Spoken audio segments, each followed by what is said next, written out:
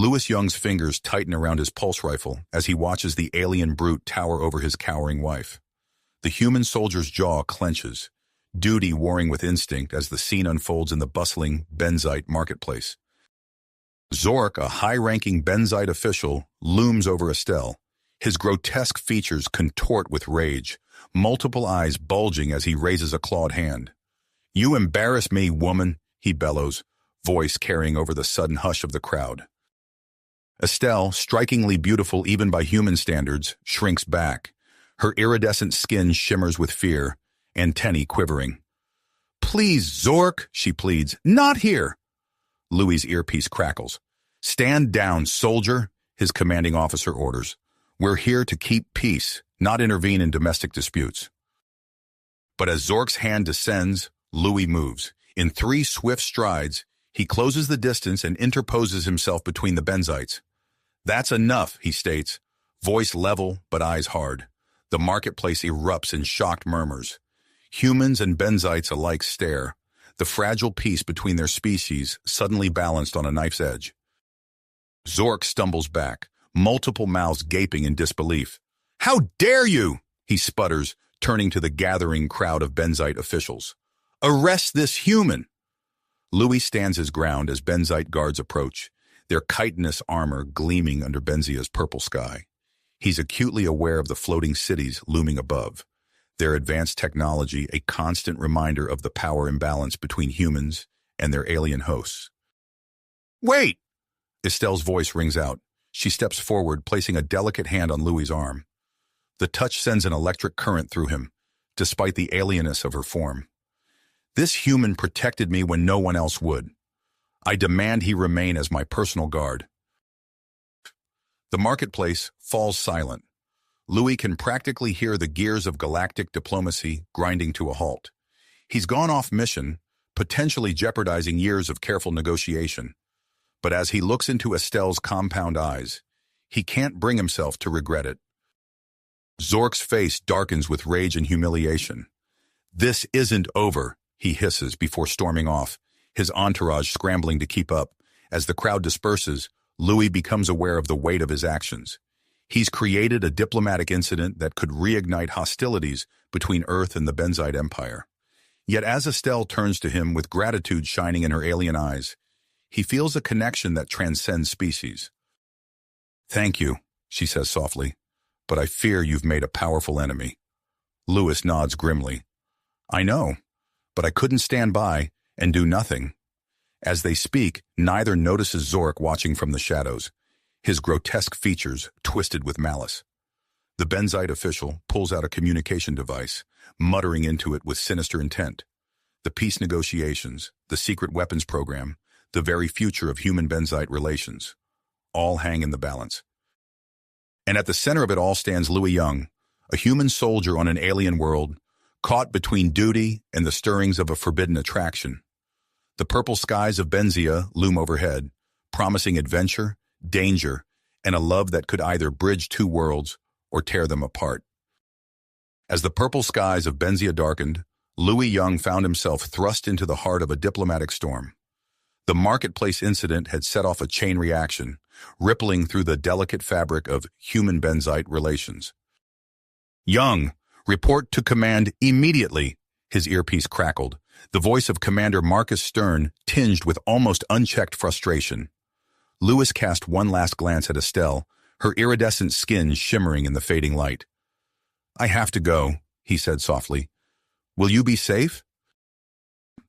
Estelle's compound eyes flickered with an emotion Louis couldn't quite decipher. "I'll manage. But be careful, Louis. Zork isn't one to forget a slight." With a nod, Louis turned and made his way through the winding streets of the Benzite capital. The floating cities loomed overhead, their advanced technology a constant reminder of the precarious position humanity held in this alien world. Commander Stern was waiting in the makeshift human embassy, his face a mask of stern disapproval. "You've really stepped in it this time, Young," he growled. "Do you have any idea what you've done?" Louis stood at attention, his eyes sharp. "Sir, I couldn't stand by and watch." Stern cut him off with a sharp gesture. "Save it. What's done is done. Now we need to contain this mess." He activated a holographic display, revealing a complex network of benzite governmental structures. We've received intel about a possible secret weapons program. Your little stunt may have just given us an opening to investigate. Louis's eyes widened as he absorbed the information. The stakes were higher than he'd imagined. You're being reassigned, Stern continued. You'll join our covert investigation team. Your recent involvement with the benzites might actually prove useful. As Louis processed this new development, the door slid open, revealing a lithe figure in nondescript civilian clothes. Meet Kira, Stern said. She's been our eyes and ears on Benzia for months. Kira's piercing gaze met Louis'. I hope you're ready for this, young. We're about to dive into the deepest, darkest corners of benzite politics. Over the next few days, Louis found himself immersed in a world of shadows and secrets. Kira proved to be an invaluable guide, her knowledge of benzite culture and government far surpassing his own. The weapons facility is here, Kira explained, pointing to a holographic map of the capital's central plaza, hidden right under their noses. As they planned their infiltration, the fragile peace between humans and benzites began to fray. A series of accidents targeting human personnel sent tensions skyrocketing. Louis barely escaped with his life when the transport vehicle he was riding in suddenly lost power, plummeting towards the planet's surface. As he clung to the safety harness, the ground rushing up to meet them, he couldn't shake the feeling that this was no accident. Zork's influence seemed to grow by the day. His speeches in the benzite council chambers became more inflammatory, his rhetoric more hostile towards the human presence on Benzia. In the midst of this growing chaos, Louis received an unexpected visitor. Estelle appeared at his quarters, her antennae twitching nervously. I want to help, she said, her voice barely above a whisper. I can access areas of the government complex that are off-limits to outsiders. Louis hesitated, torn between his mission and his concern for Estelle's safety. It's too dangerous, he began, but Estelle cut him off. I'm already in danger, she said firmly. At least this way I can make a difference. With Estelle's help, the investigation progressed rapidly. She smuggled out data crystals filled with classified information, each one bringing them closer to unraveling the mystery of the weapons program. But as they delved deeper, Louis began to notice a shadowy figure always lurking on the periphery of their operations. Grax, Zork's personal enforcer, seemed to be everywhere, his cold alien eyes watching their every move. The night before their planned infiltration of the weapons facility, Louis received an urgent message from Estelle. Her words sent a chill down his spine. It's a trap. Zork knows. Be careful. Louis stared at the message, his mind racing. Could he trust Estelle's warning? Or was this itself part of an elaborate benzite ploy? As he grappled with this dilemma, another piece of the puzzle fell into place. Hidden within the data Estelle had provided was evidence of human involvement in the weapons program. A rogue faction within Louis's own government appeared to be collaborating with the benzites. The revelation shook Louis to his core. Who could he trust? What were the true motives behind the peacekeeping mission? With time running out and the stakes higher than ever, Louis made his decision. He would proceed with the mission, but with extreme caution. As he prepared for the most dangerous operation of his career, Zork's voice echoed across the city, announcing a grand celebration of human benzite unity to be held in the central plaza. Louis's eyes met Kira's. They both knew this was their chance. The celebration would provide the perfect cover for their infiltration. As the purple skies of Benzia gave way to night, Louis checked his gear one last time. The fate of two worlds rested on his shoulders. And somewhere in the shadows, Zork and Grax were waiting, ready to spring their trap. The purple skies of Benzia darkened as night fell, transforming the central plaza into a dazzling spectacle of alien luminescence. Louis Young adjusted his formal human military attire, blending seamlessly into the crowd of human and benzite dignitaries. His pulse quickened as he scanned the area, noting the strategic positions of Kira and the rest of his team around the plaza. The air thrummed with tension and excitement as Louis weaved through the throng, his senses on high alert. Suddenly, a flash of iridescent skin caught his eye. Across the plaza stood Estelle, resplendent in traditional benzite formal wear. The sight of her took his breath away. her alien beauty somehow more striking than ever before. Their eyes met, a silent current of understanding passing between them. Estelle's antennae twitched subtly, directing Louis's attention to a secluded alcove nearby. He gave an imperceptible nod, acknowledging the prearranged meeting point. Zork's booming voice drew the attention of the crowd as he took center stage. "Esteemed guests, fellow Benzites, and our human visitors," he began, his multiple mouths moving in unsettling synchronization. "Tonight, we celebrate the bonds of unity and cooperation between our great civilizations." Louis's eyebrows furrowed as he listened to Zork's hollow words, knowing the truth that lay beneath the facade of diplomacy. As the crowd's focus remained fixed on the Benzite official's speech, Louis seized his chance. With practiced ease, he slipped away from the gathering, making his way to the shadowy alcove where Estelle waited. "Louis," Estelle whispered, her compound eyes darting nervously. "We don't have much time." She pressed a small data chip into his hand, her touch sending an electric current through his body.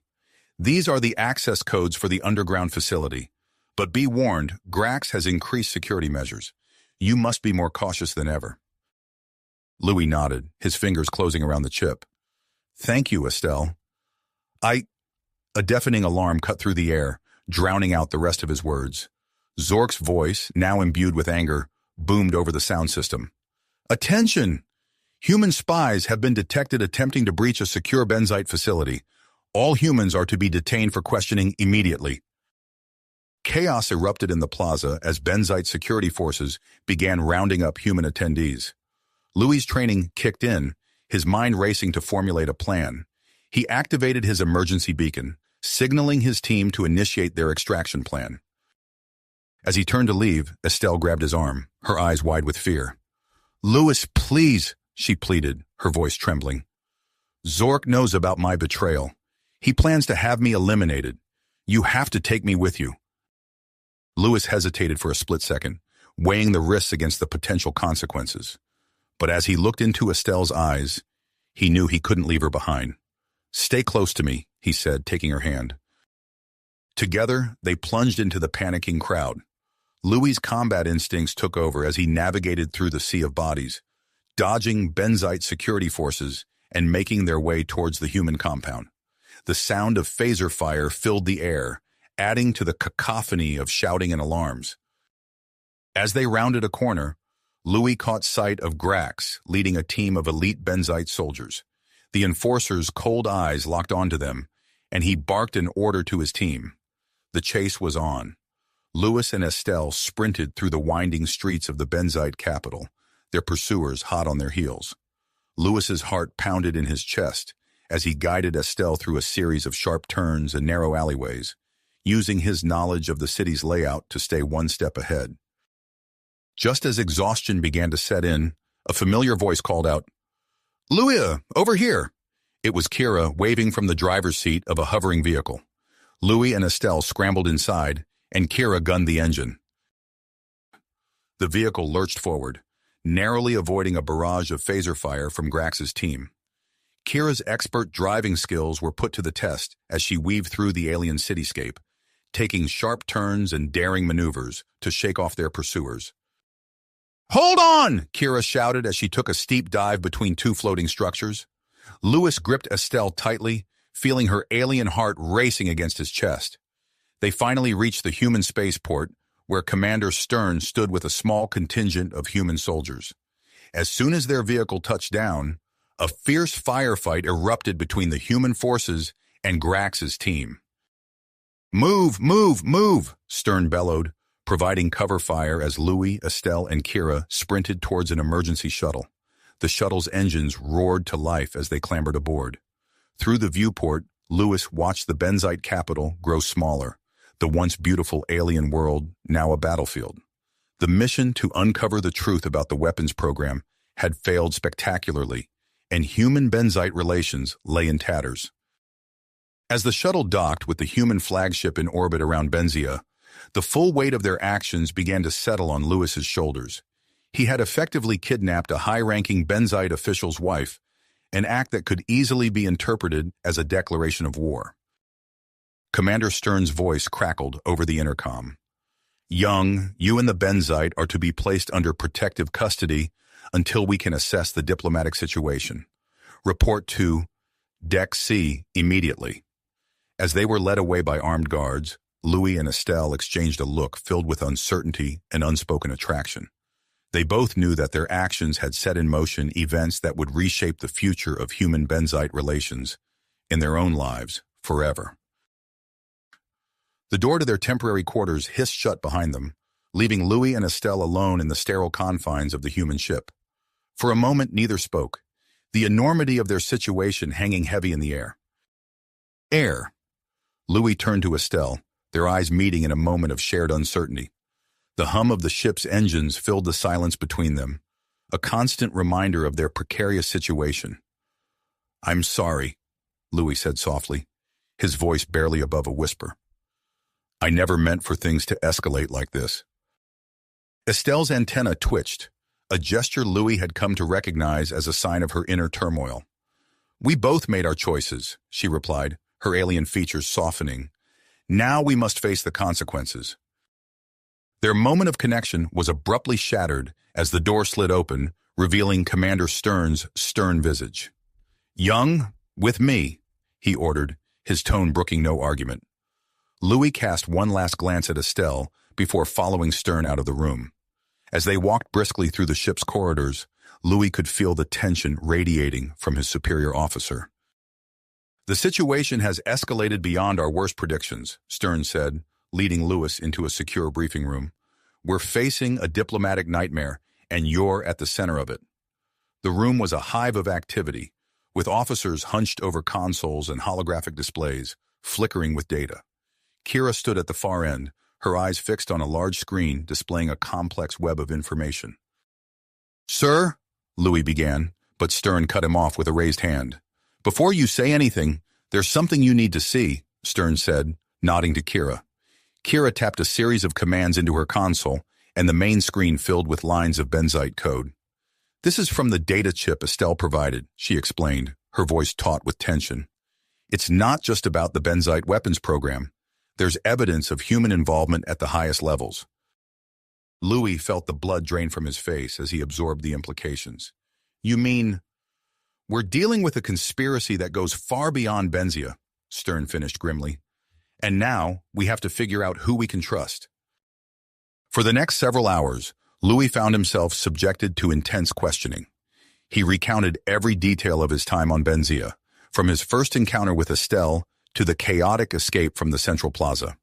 With each retelling, the weight of his actions pressed down on him, a constant reminder of the far-reaching consequences of his choices. As the debriefing stretched on, Louis's thoughts kept drifting back to Estelle. He could still feel the lingering touch of her hand, the alien warmth of her skin against his. The memory both comforted and unsettled him, a reminder of the complex web of emotions he now found himself tangled in. Meanwhile, in her own quarters, Estelle paced restlessly. The sterile human environment felt oppressive after the lush, organic architecture of her home world.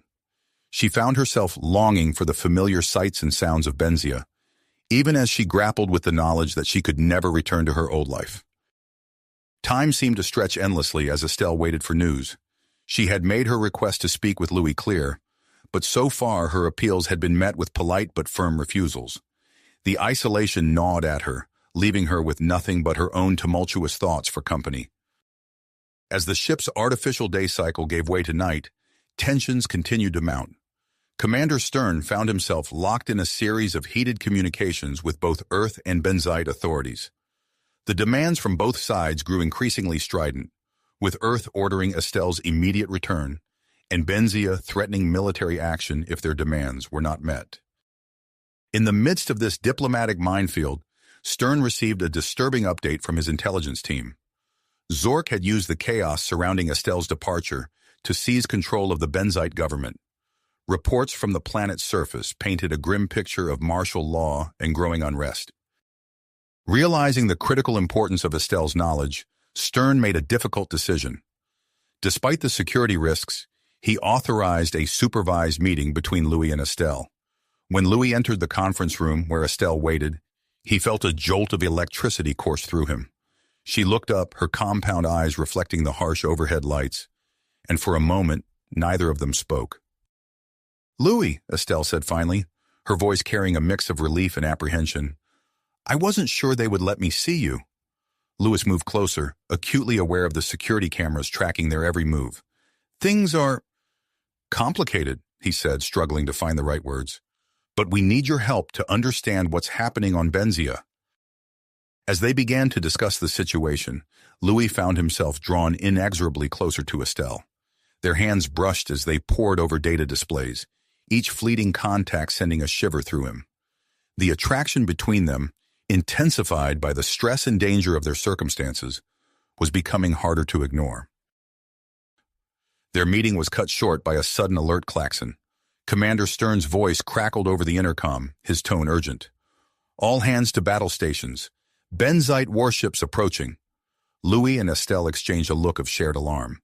As they rushed to the bridge, Louis knew that the next few hours would determine not just their fate, but potentially the future of human-Benzite relations. On the bridge, chaos reigned. Officers shouted reports as tactical displays showed a fleet of Benzite ships closing in on their position. At their head was a massive warship that Louis recognized as Grax's personal vessel. "They're demanding our immediate surrender," an ensign reported, her voice shaking slightly. "They want us to hand over Estelle and submit to boarding." Commander Stern's face was a mask of unbreakable spirit as he weighed his options.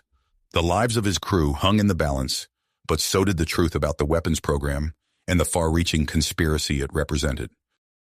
In that moment of crisis, Louis stepped forward, an audacious plan forming in his mind. "Sir," he said, meeting Stern's eyes, "I have an idea, but it's risky and will need Estelle's help." As Louis outlined his proposal to infiltrate a secret Benzite outpost, he could see the conflict in Stern's eyes. It was an audacious attempt, but with options running out and the threat of war looming, it might be their only chance.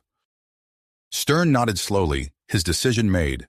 "Assemble your team," he ordered, "and may whatever gods you believe in be with you." As alarms blared and the ship shuddered under the first volleys from the Benzite fleet, Louis and Estelle shared a fleeting moment of connection. Their eyes met, and in that instant, a universe of unspoken emotions passed between them. Then the moment was gone, swept away in a flurry of activity as they prepared for their daring mission. As Louis checked his gear and Estelle conferred with Kira about Benzite security protocols, they both knew that the coming hours would test them in ways they had never imagined.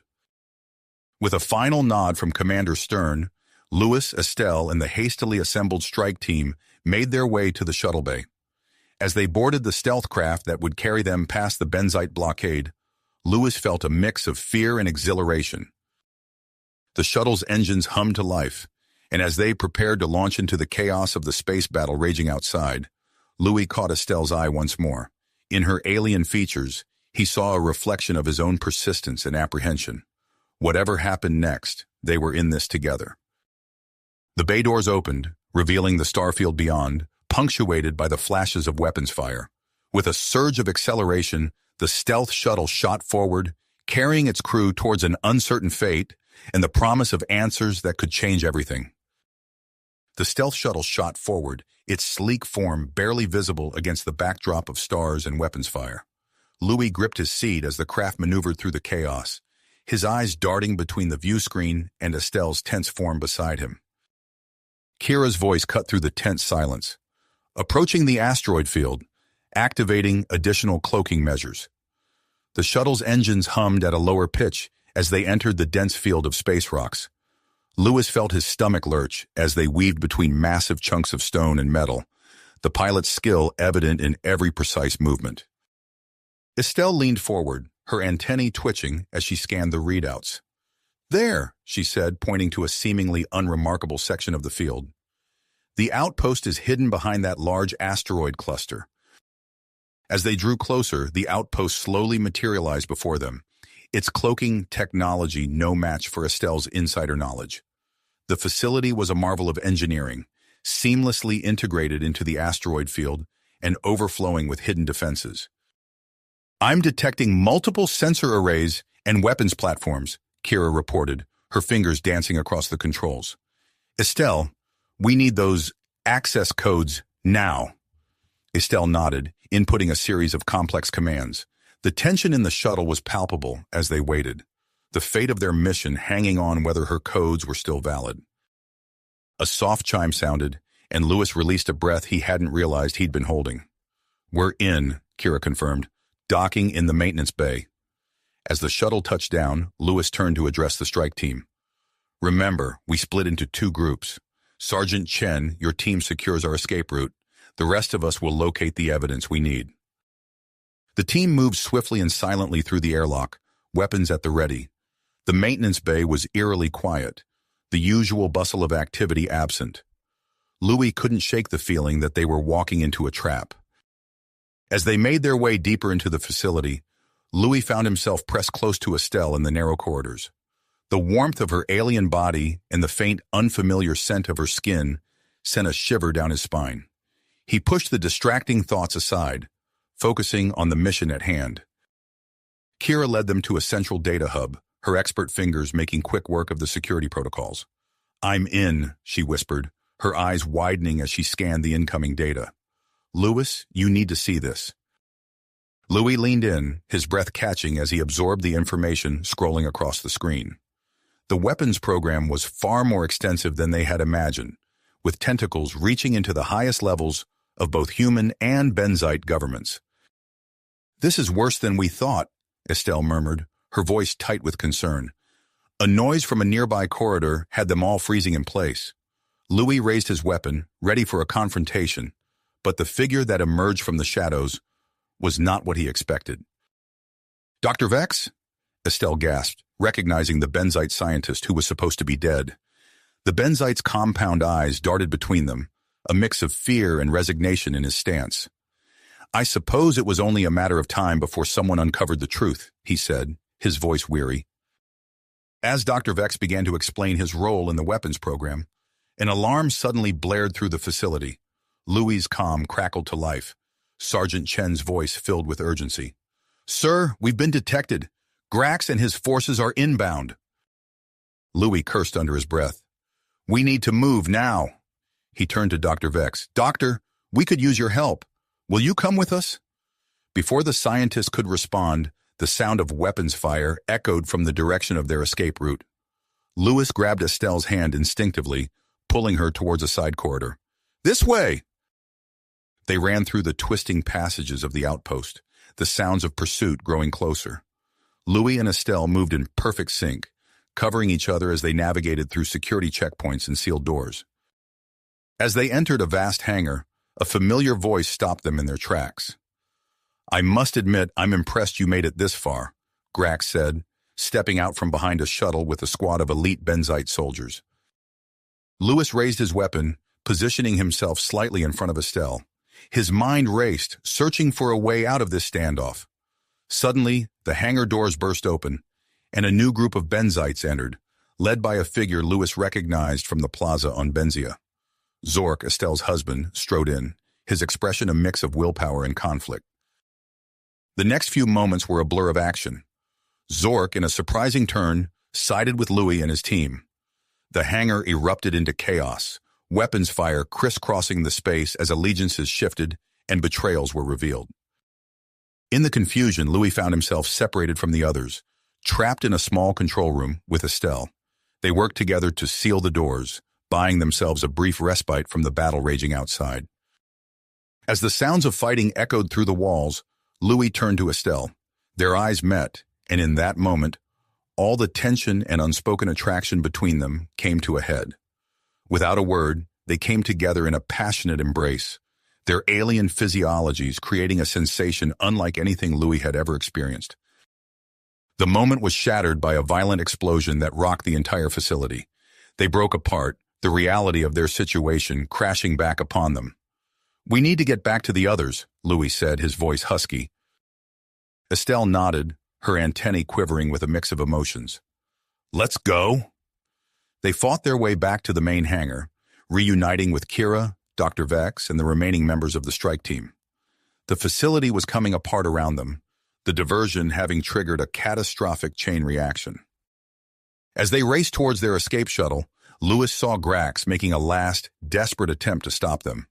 The Benzite commander triggered a structural collapse, trapping himself and Zork in the crumbling section of the outpost. Estelle hesitated, her eyes fixed on her husband's trapped form. For a heartbeat, Louis thought she might go back for him. Then, with a look of anguish and persistence, she allowed Louis to pull her into the shuttle. The engines roared to life as debris rained down around them. With expert piloting, they shot out of the disintegrating outpost, narrowly avoiding the pursuing Benzite ships. As they sped away from the exploding facility, the weight of what they'd done settled over the shuttle's occupants. They had the evidence they needed, but the cost had been high. Louis found Estelle in a quiet corner of the shuttle, her alien features etched with grief and uncertainty. He took her hand, marveling at how natural it felt despite their physiological differences. "What happens now?" she asked softly. Louis looked out at the stars streaking past, the human flagship growing larger in the distance. "I don't know," he admitted, "but whatever comes next, we'll face it together." As they approached the flagship, still under fire from the Benzite warships, Lewis knew that the real battle was just beginning. The evidence they carried had the power to reshape the future of human-Benzite relations, but it also placed them at the center of a dangerous interstellar conspiracy. With a deep breath, Louis prepared himself for the challenges ahead. The flagship's docking bay loomed before them, a gateway to an uncertain future filled with political intrigue, hidden agendas, and the complex emotions swirling between him and Estelle. Louis and Estelle. As they approached the flagship, still under fire from the Benzite warships, Louis felt his heart racing. The evidence they carried had the power to reshape the future of human-Benzite relations, but it also placed them at the center of a dangerous interstellar conspiracy. The docking bay loomed before them, a gateway to an uncertain future filled with political intrigue, hidden agendas, and the complex emotions swirling between him and Estelle. As the shuttle touched down, the flagship shuddered under another volley of Benzite fire. Louis helped Estelle to her feet, their hands lingering together for a moment longer than necessary. The rest of the team quickly disembarked, Dr. Vex looking around with a mixture of awe and apprehension at the human vessel. Commander Stern's voice crackled over the intercom. "All hands, brace for FTL jump. We're getting out of here." Louis steadied Estelle as the ship lurched, the stars outside the viewports stretching into lines of brilliant light. In a heartbeat, they were clear of Benzite space, the pursuing fleet left far behind. As the adrenaline of their escape began to fade, Louis found himself summoned to an emergency meeting in the ship's main conference room. He entered to find Commander Stern, key personnel, and Estelle already gathered around a large holographic display. "Report, Agent Corden," Stern ordered, his face grim. Louis took a deep breath and began to recount their mission, from the infiltration of the secret outpost to their narrow escape. As he spoke, Kira input the recovered data into the ship's systems, and the holographic display came alive with a web of connections, linking high-ranking officials from both human and Benzite governments to the weapons program. "This goes deeper than we ever imagined," Stern muttered, his eyes scanning the intricate network of corruption before them.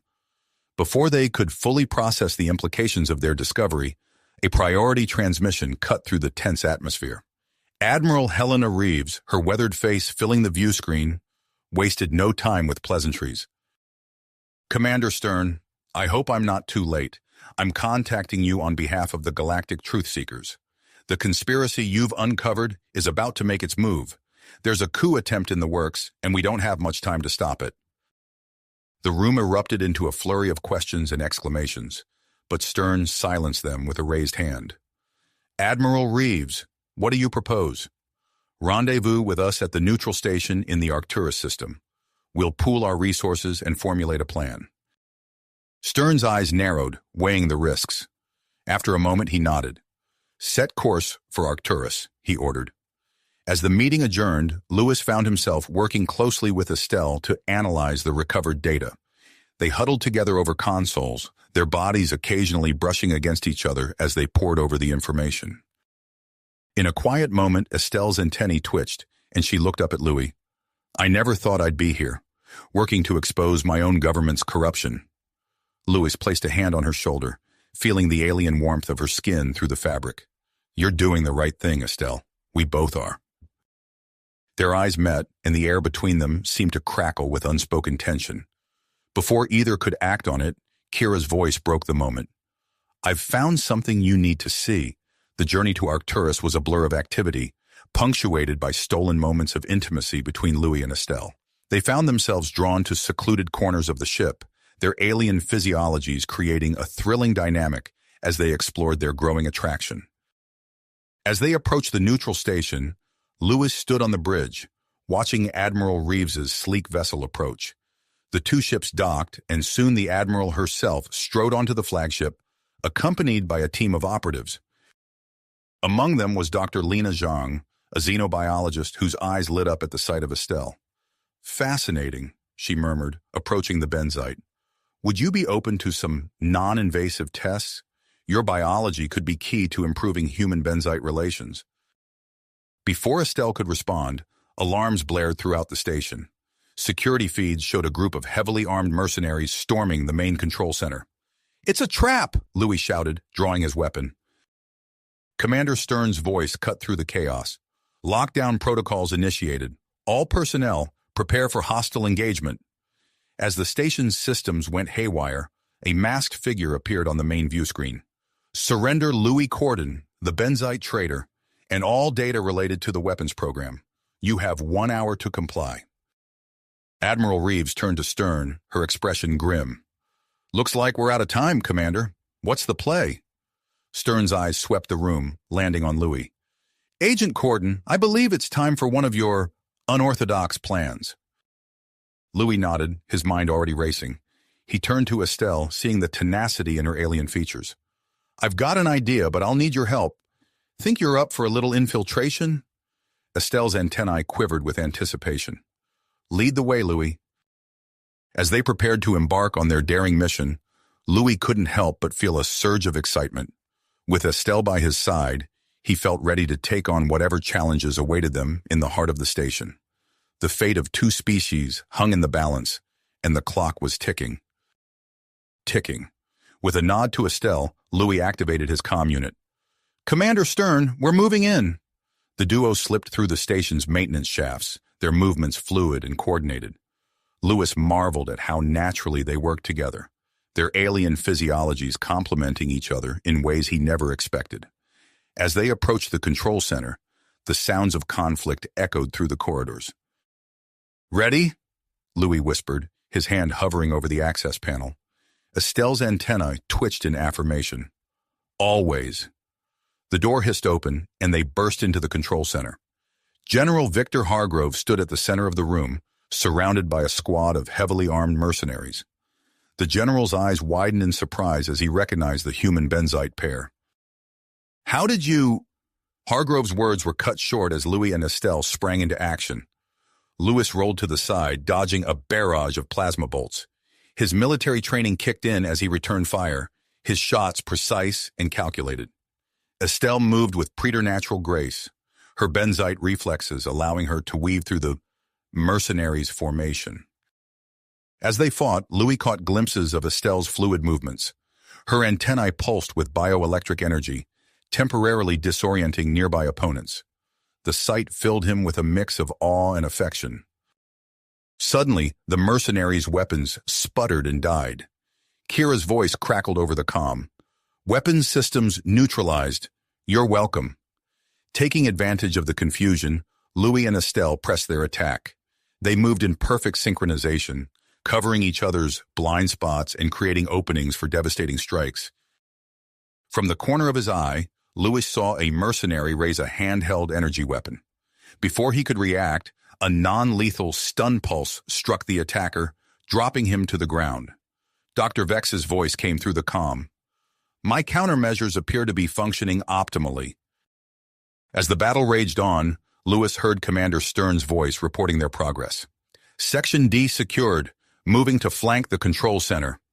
With their superior numbers dwindling, the mercenaries began to falter. Louis and Estelle fought their way closer to General Hargrove, who now stood alone at the main control terminal. "It's over, General," Louis called out, his weapon trained on Hargrove. The general's face contorted with rage. "You have no idea what you've done." He reached into his pocket, pulling out a small device with a blinking red light. Louis's eyes widened as he recognized the dead man's switch.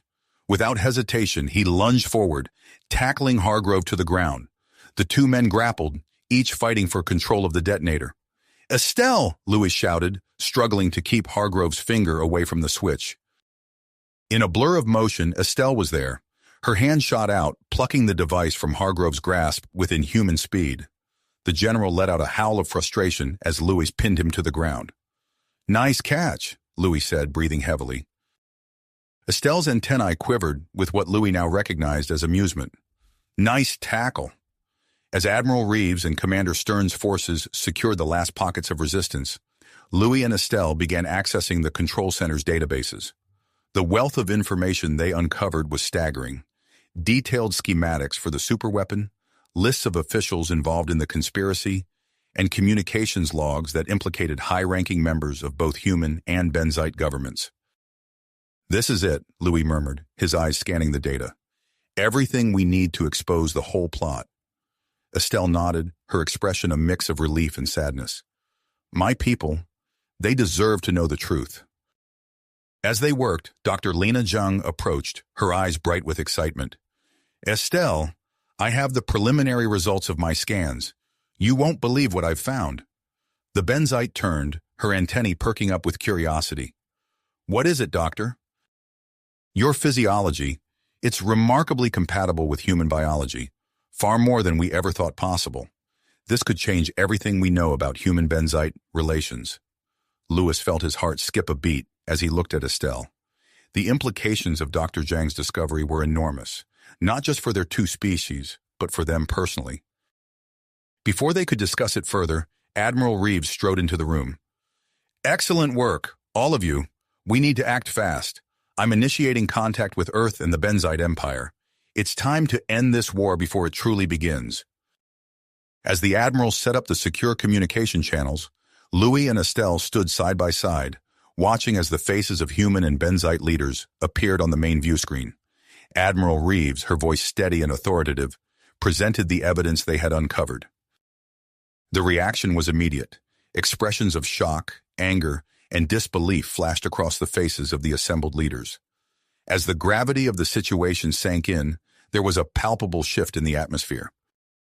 "In light of this evidence," the human president said, her voice grim, "I propose an immediate ceasefire and the formation of a joint task force to investigate these claims thoroughly." The Benzite Emperor, his antennae twitching rapidly, nodded in agreement.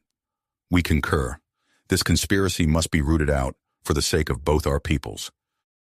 As the call ended, a wave of relief washed over the room. Louis turned to Estelle, a smile tugging at his lips. "We did it." Estelle's hand found his, their alien fingers intertwining. "We did." Their moment of peace was short-lived. Commander Stern approached, his expression serious. "We're receiving reports of unrest on several colonies and outposts. Not everyone is happy about these revelations." Admiral Reeves nodded grimly. "We expected as much. We need to move quickly. Commander, prepare your ship for immediate departure to Earth. We need to get Estelle there safely to testify before the Commission." As the reality of their new mission sank in, Louis felt a mix of excitement and apprehension. Their journey was just getting started, and new challenges lay ahead. But as he looked at Estelle, he knew that whatever came next, they would face it together. The next few hours were a whirlwind of activity as they prepared for departure. As Louis helped Estelle gather her belongings, Kira burst into the room, her face pale. "We've got a problem," she said, her voice tense. "I've intercepted communications about a group called the Architect. They're mobilizing to stop us from reaching Earth." Louis's hand instinctively tightened around Estelle's. "Then we'd better be ready for them." As they boarded the heavily armored transport vessel, Louis couldn't shake the feeling that their greatest challenges still lay ahead. The ship's engines hummed to life, and as they pulled away from the station, he saw perseverance etched on every face around him. Whatever this mysterious architect had planned, Louis knew one thing for certain. He and Estelle would face it head-on, together. As the stars streaked past the viewports, Louis allowed himself a moment of hope. They had already achieved the impossible once. Perhaps, just perhaps, they could do it again. Again. As the stars streaked past the viewports, Louis allowed himself a moment of hope. They had already achieved the impossible once. Perhaps, just perhaps, they could do it again. The heavily armored transport vessel glided smoothly through space, its advanced cloaking technology rendering it nearly invisible to prying eyes. Louis stood at the helm, watching as Captain Sarah Chen expertly navigated the bustling space lanes.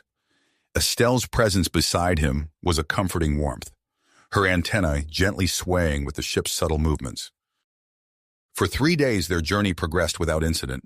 The sense of security that had settled over the crew was shattered when alarms blared throughout the ship. Captain Chen's hands flew over the controls as she called out, "Multiple contacts approaching fast. Unknown configuration." Louis's heart raced as he watched a fleet of sleek, unmarked vessels suddenly materialize around them. Their design was unlike anything he'd ever seen, with smooth lines and pulsing energy signatures that spoke of advanced technology. "It's them," Estelle whispered, her voice tight with tension. "The Architect's forces." Before Louis could respond, the ship rocked violently. Sparks erupted from nearby consoles as precision strikes penetrated their shields. Commander Stern's voice cut through the chaos. "Evasive maneuvers. All hands. Prepare for potential boarding actions." Captain Chen's skill was on full display as she wove the transport through the encircling enemy ships. The vessel groaned under the strain of her maneuvers, but she managed to avoid the worst of the incoming fire. Louis grabbed Estelle's hand, pulling her towards the armory. "We need to gear up," he said, his military training kicking in. "They'll be coming for us." As they armed themselves, the ship shuddered again. The sound of tearing metal echoed through the corridors, followed by the distinctive hiss of airlocks engaging. Louis nodded grimly to Estelle. "They're in.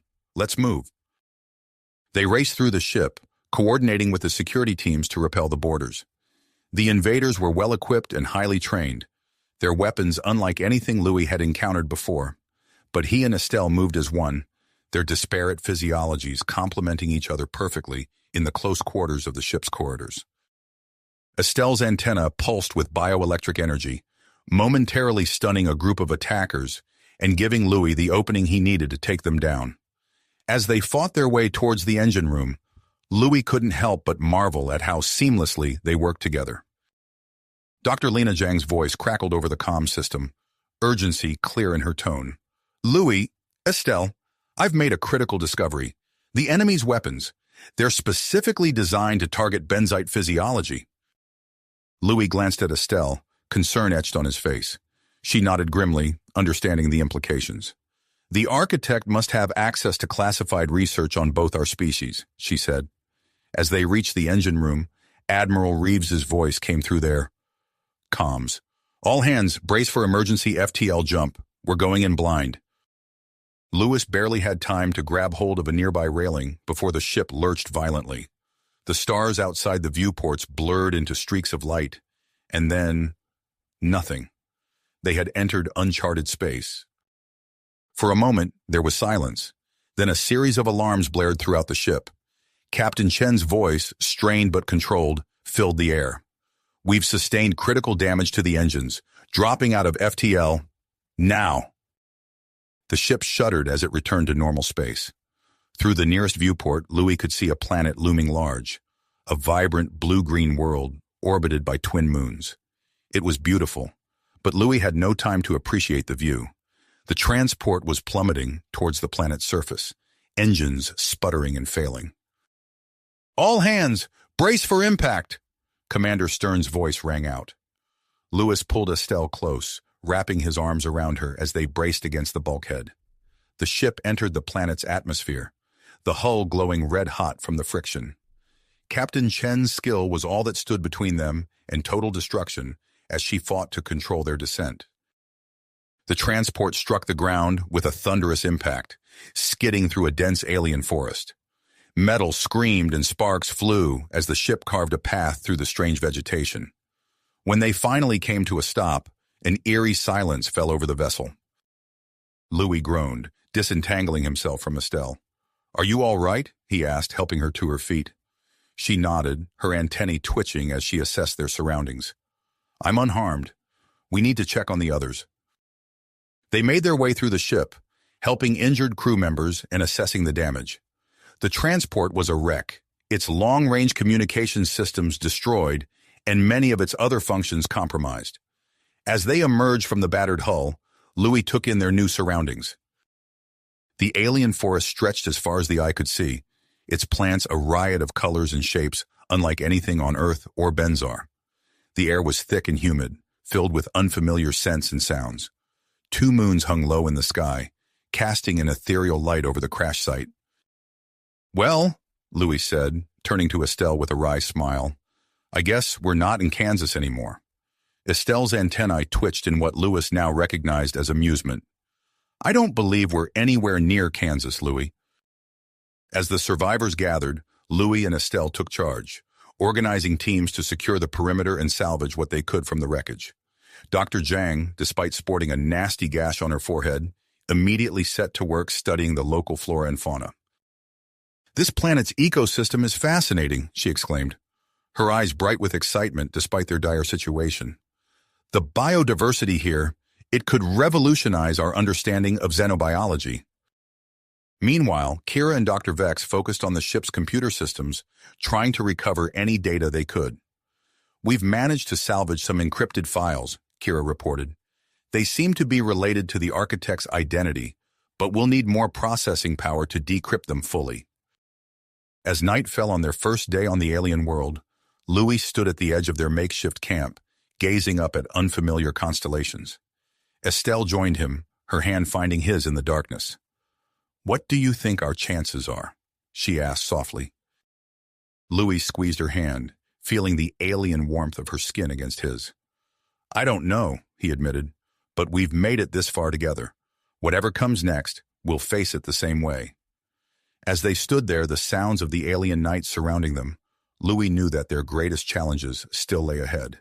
They needed to find a way off this planet, protect their vital intelligence, and somehow complete their mission.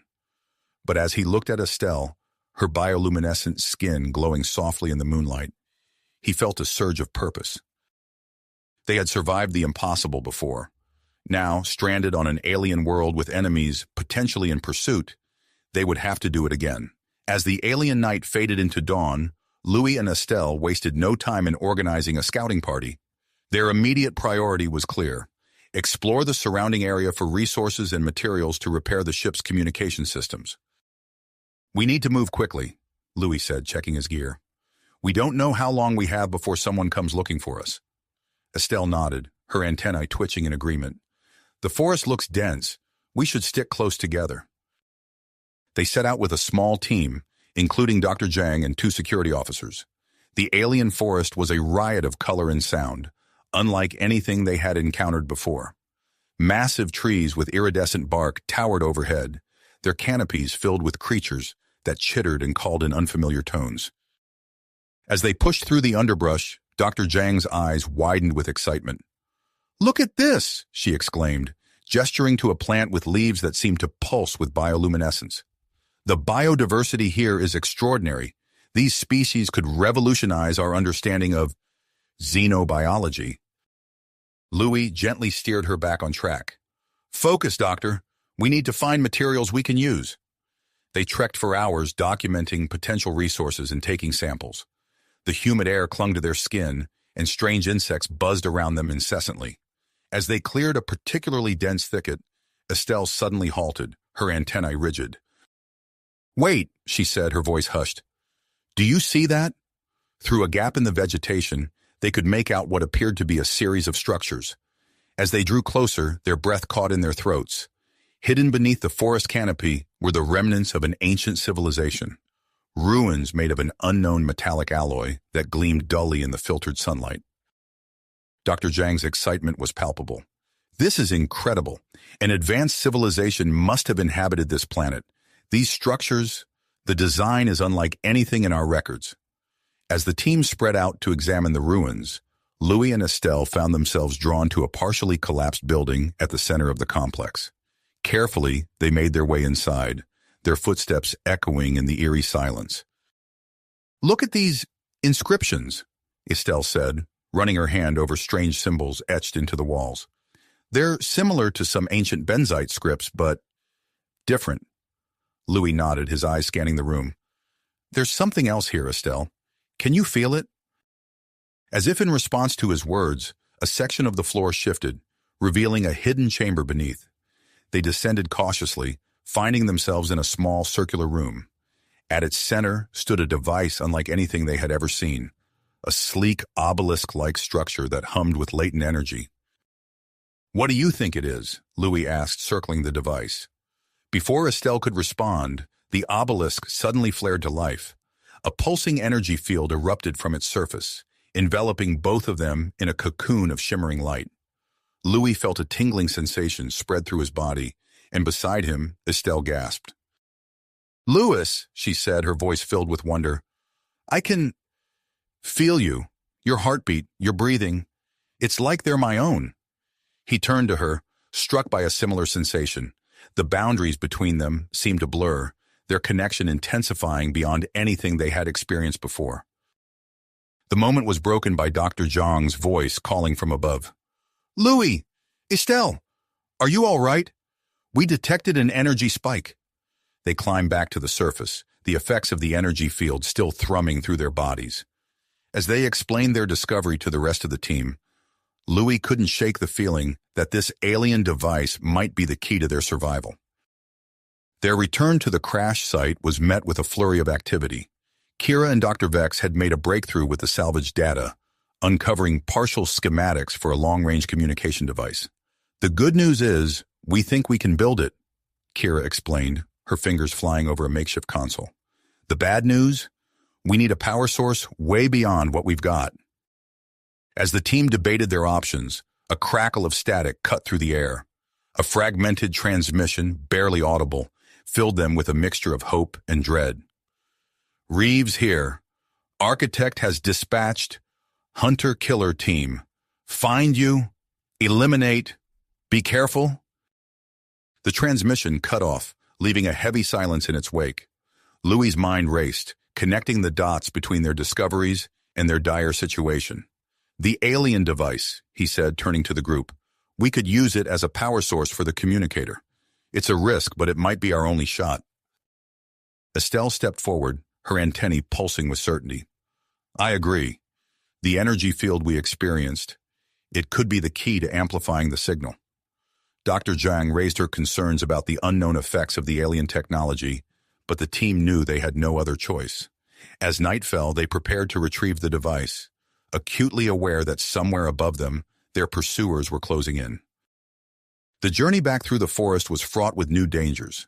The wildlife, previously content to observe from a distance, had become increasingly aggressive.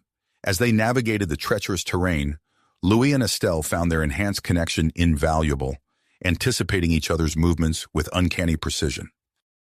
A blood-curdling howl split the night air, followed by the sound of crashing undergrowth. A pack of predators, unlike anything they had ever seen, burst from the shadows. The creatures were massive, combining the sleek deadliness of earth wolves with the bioluminescent ferocity of benzite apex predators. Protect the device, Louis shouted, raising his weapon. He and Estelle moved in perfect sync, covering each other's blind spots and creating a defensive perimeter around the alien obelisk. The security officers joined the fray, their weapons flashing in the darkness. As they fought off the alien predators, Louis caught glimpses of Estelle's face, illuminated by weapons fire and bioluminescent fur.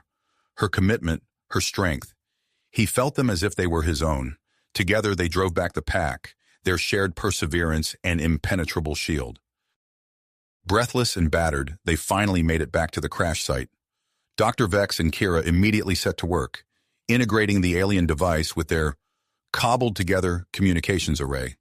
The process was delicate, each adjustment bringing them closer to either salvation or catastrophe. As the first hints of dawn began to lighten the sky, multiple trails of fire streaked across the atmosphere. The hunter-killer team had arrived. Louis and Estelle exchanged a look, no words necessary between them. They took up defensive positions around the crash site, their bodies still humming with the alien energy that bound them together. In the distance, the sound of approaching vehicles grew louder. Dr. Vex's voice cut through the tension. "It's almost ready. We just need a few more minutes." Louis tightened his grip on his weapon, feeling Estelle's grit flowing through him. Whatever came next, they would face it together. The fate of two worlds rested on their shoulders, and they were determined not to let it slip away. As the first rays of the alien sun broke over the horizon, Louis allowed himself a moment of hope. They had come this far against impossible odds. Perhaps, just perhaps, they could pull off one more miracle. Miracle. As the first beams of sunlight pierced through the alien canopy, the crash site erupted into a frenzy of activity. Dr. Vex's voice cut through the tension. "It's ready, powering up now." The modified long-range communicator hummed to life, its components glowing with an otherworldly energy from the alien device. Louis and Estelle exchanged a determined look, their bodies still tingling from their earlier exposure to the mysterious energy field. "Defensive positions now!" Louis barked, his military training kicking in as he coordinated their limited forces. Estelle's antennae twitched, her enhanced benzite senses picking up minute vibrations through the ground. "They're coming," she warned, her voice low and urgent. "Multiple vehicles approaching fast from the north and east." The distant rumble of engines grew louder, punctuated by the snapping of branches and the whine of anti-gravity units. Louis's grip tightened on his weapon as he scanned the tree line. Suddenly, the forest erupted in a hail of weapons fire. Energy bolts sizzled through the air, scorching the alien vegetation and forcing the defenders to take cover. Louis rolled behind a fallen log, returning fire with precise bursts. "Estelle, on your left!" he shouted, feeling her danger as if it were his own. Estelle spun, her movements fluid and impossibly fast. She dispatched two attackers with a series of quick strikes, her enhanced reflexes giving her a crucial edge. As the battle raged, Dr. Zhang's voice crackled over their comms. "Something's happening with the device. The energy field. It's spreading." Louis risked a glance towards the crash site and saw the surrounding vegetation writhing and shifting. Massive alien ferns unfurled, forming impromptu barriers.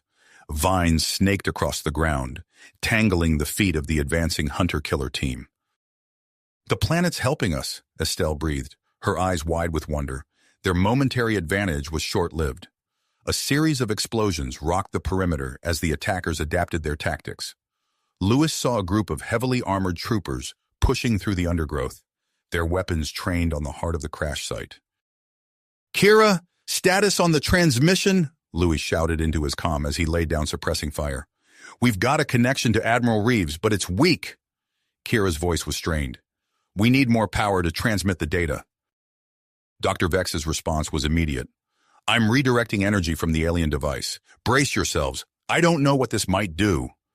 The air crackled with tension as the alien obelisk pulsed with intensifying light. Louis felt the hairs on his arms stand on end, his connection to Estelle growing stronger with each passing second. They moved in perfect synchronization, covering each other's blind spots and anticipating threats before they materialized. Their enhanced cooperation allowed them to hold off wave after wave of attackers, but Louis could feel the strain building in his muscles. Just as it seemed they might be overwhelmed, the alien device released a blinding surge of energy. The pulse swept across the battlefield, overloading sensors and stunning both defenders and attackers alike. In its wake, the local wildlife retreated, and an eerie silence fell over the crash site. Louis blinked away the spots in his vision, his ears ringing. He found Estelle at his side, her skin glowing faintly in the aftermath of the energy wave. Without a word, they embraced, their physiologies interacting in new and exhilarating ways. The moment was shattered by a series of alarms blaring from the crash site. Dr. Vex's voice cut through the chaos. "The systems are overloading. We need to stabilize them now, or we'll lose everything." Louis and Estelle sprinted back to the ship, ducking under sparking cables and leaping over debris. They found Kira and Dr. Vex working frantically at a makeshift control panel, their faces illuminated by flashing warning lights. "What's the situation?" Louis demanded, steadying himself as the ground beneath them trembled. "The energy surge transmitted our data and distress signal," Kira explained, her fingers flying over the controls. "But it's destabilized the entire system. If we don't contain this, We'll lose our only way off this planet. Estelle's antennae twitched violently. Louis, something's wrong. The planet, it's reacting to the device. As if in response to her words, the ground heaved beneath them. In the distance, massive rock formations began to shift and realign. Strange, bioluminescent patterns spread across the landscape like a living circuit board. Dr. Zhang's voice crackled over the comms, filled with a mix of fear and excitement. It's some kind of planetary defense system or dormant terraforming technology. We've awakened it. The sound of retreating vehicles filled the air as the hunter-killer team fell back, clearly recognizing the growing danger. However, one figure stood apart from the rest, advancing through the chaos with single-minded dedication. Scythe, Estelle hissed, recognizing the ruthless operative from intelligence briefings. Louis raised his weapon, but Scythe was faster. A burst of energy sent Louis flying, separating him from the group. He hit the ground hard, the wind knocked from his lungs. Through their connection, he felt Estelle's fury and commitment. He struggled to his feet, watching in awe as she tore through the remaining enemy forces, her movements a blur of deadly precision. Scythe raised a weapon unlike anything Louis had seen before, clearly designed to counteract Benzite physiology. Energy crackled along its length as the operative took aim at Estelle. Time seemed to slow as Louis sprinted towards them, drawing on every ounce of strength left in his battered body. He collided with Scythe just as the weapon discharged, sending its deadly energy harmlessly into the sky. The three of them tumbled to the ground, grappling for control. Louis felt Estelle's presence in his mind, their movements perfectly coordinated as they fought against their formidable opponent. Scythe was a whirlwind of lethal skill, but Louis and Estelle's shared consciousness gave them an edge. They anticipated each other's moves, covering weaknesses and striking as one. Just as they seemed to gain the upper hand, the alien device released another massive pulse of energy. The surge sent all three combatants flying apart, the very air around them shimmering with power. Louis struggled to his feet, his vision blurring. He saw Estelle nearby, her bioluminescent skin flickering erratically. Between them lay Scythe, the operative's advanced armor smoking and sparking. The ground beneath them buckled and heaved. Louis staggered towards the alien device, understanding on an instinctual level that they needed to shut it down. Estelle, he gasped, reaching out his hand. Together. She grasped his fingers, their connection flaring to life one final time. As one, they approached the pulsing obelisk, feeling the fabric of reality warping around them. With a shared thought, they placed their hands on the device. Energy coursed through their bodies, searing and exhilarating. Louis felt as if he were being unmade and remade in an instant, his very atoms singing with alien power. Then as suddenly as it began, it was over. The device went dark, and the oppressive energy that had filled the air dissipated. Louis and Estelle collapsed to the ground, their bodies trembling with exhaustion. As the dust settled, Louis became aware of the eerie silence that had fallen over the crash site. He struggled to his feet, helping Estelle up beside him. The enhanced abilities they had gained were fading, but the core of their connection remained, a warm presence in the back of his mind. Louis! Estelle! Dr. Zhang called out, rushing towards them with a medical scanner in hand. Are you all right? The readings I'm getting are impossible. Before they could respond, Kira's voice rang out from the communications array. We've got a signal.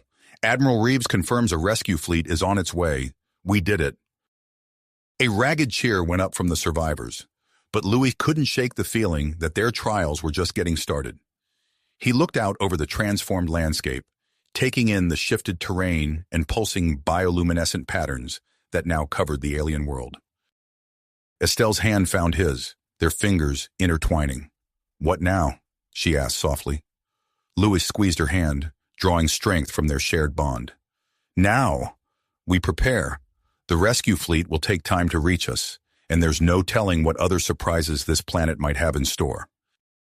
As if in response to his words, a distant rumbling filled the air. New rock formations began to rise on the horizon, reshaping the alien world before their eyes. The mystery of the architects still loomed large, and the long-term effects of their exposure to the alien technology remained unknown. Louis and Estelle stood side by side, watching the changing landscape with a mix of apprehension and wonder. Whatever challenges lay ahead, they would face them together, their bond forged in the crucible of an alien world.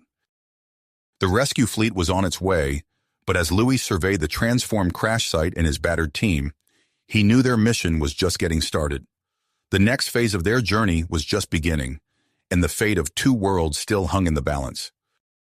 The rescue fleet was on its way, but as Louis surveyed the transformed crash site and his battered team, he knew their mission was nowhere near the end. The next phase of their journey was just beginning, and the fate of two worlds still hung in the balance.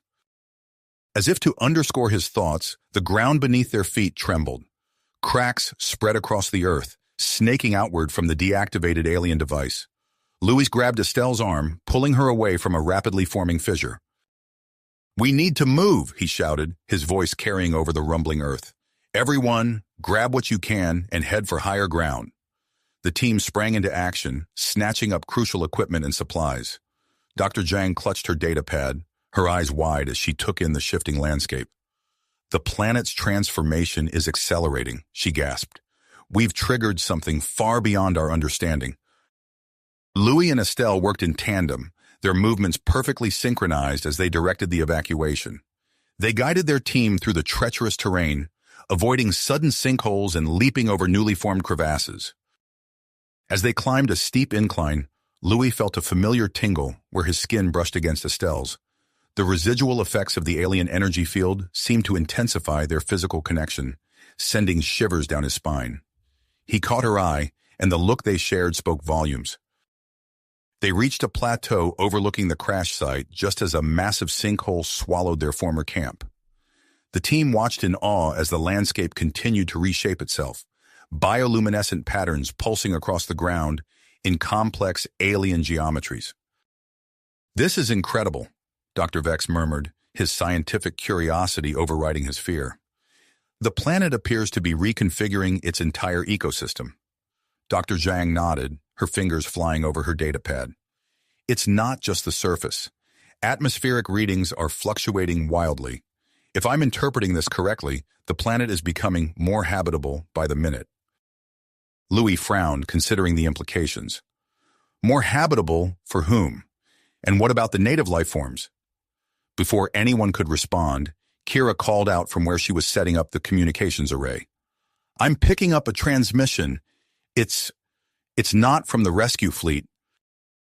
The team gathered around as Kira worked to clarify the signal. Suddenly, a holographic image flickered to life, revealing a face that made Estelle gasp. "Lyra?" Estelle whispered, her antennae quivering with emotion. The Benzite woman in the hologram nodded, her expression grave. "Hello, sister. I wish we were reuniting under better circumstances, but time is short. What I'm about to tell you will change everything you thought you knew about our mission."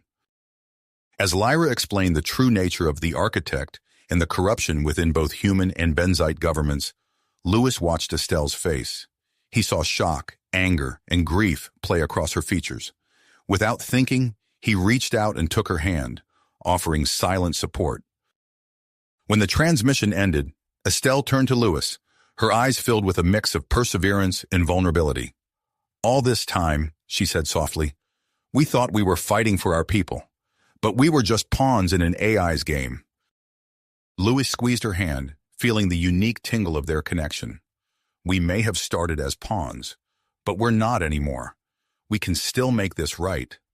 Their moment was interrupted by a series of urgent beeps from the communications array. Kira's face paled as she read the incoming messages. "The AI has activated sleeper agents. There are attacks happening on both human and Benzite worlds. If we don't do something fast, we'll have a full-scale war on our hands." The team sprang into action, formulating a plan to infiltrate the AI's hidden facility. As they worked, Louis found his attention continually drawn to Estelle. Their eyes met across the makeshift command center, and he felt a surge of heat that had nothing to do with the alien energy field. As the others finalized the technical aspects of the mission, Louis pulled Estelle aside. They stood at the edge of the plateau, the transformed alien world spread out before them. "Estelle," Louis began, his voice low and intense, "what we're about to do, there's a good chance we won't make it back." She turned to face him, her bioluminescent skin glowing softly in the alien twilight. "I know," she replied, "but we have to try." Lewis reached out, cupping her face in his hand. The contact sent sparks through his body, heightening every sensation.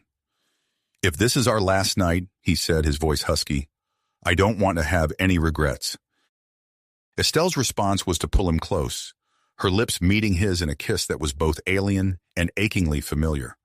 Their unique physiologies interacted in ways that sent waves of pleasure coursing through them both. They made love under the light of unfamiliar stars, their bodies moving together in perfect harmony. The alien energy that had changed them only enhanced the experience, creating sensations neither had ever imagined possible.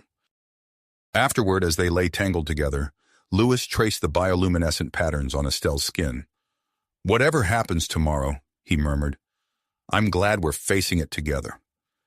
Estelle nestled closer, her antennae brushing his cheek. "Together," she agreed softly. The next morning, as the team made final preparations for the infiltration mission, Louis and Estelle moved with a new sense of purpose. Their bond, already strong, had been forged into something unbreakable. They descended into the hidden facility, navigating through a maze of advanced security systems and combat drones. Their enhanced abilities and perfect synchronization allowed them to overcome obstacles that would have stopped any normal team. Finally, they stood before a massive door deep within the complex. Beyond it lay the AI core and the key to unraveling the conspiracy that threatened two worlds. Lewis and Estelle exchanged a look, their hands finding each other almost unconsciously.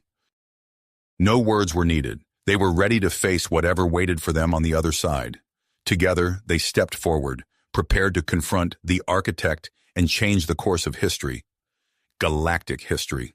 With a shared breath, they pushed against the massive door, channeling their combined strength through their interlocked hands. The door groaned and creaked, resisting their efforts for a moment before yielding with a thunderous boom. As it swung open, Louis and Estelle were bathed in a pulsing, ethereal light emanating from the chamber beyond. They stepped into a cavernous room filled with towering servers and crisscrossing energy conduits. The air hummed with impossibly strong power, making the hairs on the back of Louis's neck stand on end. At the center of it all stood a shimmering, holographic projection, the architect in all its terrifying glory. The AI's form flickered and shifted, alternating between human and benzite appearances with unsettling fluidity. Its eyes, sometimes human, sometimes alien, fixed upon the pair with cold calculation. "Intruders," it intoned, its voice a discordant blend of synthetic and organic tones. "You seek to undo the work of eons." Before Louis could respond, the chamber erupted into chaos. Combat drones swarmed from hidden alcoves, their weapons primed and lethal. Simultaneously, the hologram pulsed, and suddenly Louis found himself face to face with himself. The mirror image sneered, its voice dripping with contempt. "Look at you, siding with aliens over your own kind. What would your father say? The great war hero, seeing his son betray humanity." Louis faltered for a moment, his grip on Estelle's hand loosening, but her voice cut through the illusion, anchoring him to reality. "Louis, it's not real." He blinked, shaking off the momentary doubt. Beside him, Estelle was battling her own demon, a projection of Zork, her ex-husband, taunting her with accusations of betrayal. "Back to back," Louis shouted, pulling Estelle close. They moved as one, years of training and their newfound connection allowing them to anticipate each other's movements perfectly. A drone lunged at Louis, its metallic claws slashing through the air. He ducked, feeling Estelle's back pressed against his as she deflected a beam of energy with her reinforced forearm. Louis swept his leg out, toppling the drone and sending it crashing into two of its companions. Estelle's antennae quivered, sensing an attack from above. "Duck!" she cried. Louis dropped instantly, allowing Estelle to launch herself over him. She collided with an airborne drone, using its momentum to fling it into a bank of servers. The machine exploded in a shower of sparks, temporarily disorienting nearby attackers. As they fought, Louis noticed glitches in the AI's projections. The taunting images of his doppelganger and Zork began to flicker and distort. "Kira's virus," he gasped between punches. It's working. Estelle nodded, her bioluminescent skin pulsing with exertion and excitement. We need to reach the central processing unit. They pushed forward, weaving through malfunctioning equipment and faltering drones. The hologram of the architect sputtered and glitched, its manipulations growing less convincing by the second. Suddenly, the entire chamber shuddered violently. Chunks of ceiling began to rain down around them as alarms blared to life. Self-destruct sequence activated, announced a calm robotic voice. Facility lockdown in effect. 5 minutes to total system failure. Lewis cursed under his breath. It's trying to take us down with it. They sprinted towards the core, dodging falling debris and leaping over fissures that opened in the floor. Lewis felt the heat of an explosion at his back, the force of it propelling him forward. He tucked into a roll, coming up beside Estelle as she examined a shimmering energy barrier surrounding the AI's central matrix. The shield, Estelle muttered, her eyes darting across its surface. There's a fluctuation in the modulation. There. She pointed to a barely perceptible ripple in the energy field. Lewis scanned the debris-strewn floor, his mind racing. If we can disrupt that weak point, we might be able to breach it. His eyes locked onto a half-destroyed drone, its power core still humming. Cover me! As Estelle fended off the remaining attackers, Louis quickly fashioned a makeshift disruptor from the drone's components. The chamber shook again, more violently this time. A support beam crashed down mere inches from where Lewis worked. "Lewis!" Estelle called out, her voice tight with urgency. "Almost there," he replied, making a final adjustment. "Now!" They aimed the cobbled-together device at the shield's weak point. A pulse of energy shot forth, colliding with the barrier. For a heart-stopping moment, nothing happened. Then, with a sound like shattering glass, the shield collapsed. Lewis rushed forward, pulling a data chip from his pocket. The virus that would end the architect's reign. As he reached for the central matrix, the AI's hologram flickered to life before him. "Wait," it pleaded, its form stabilizing into something almost human.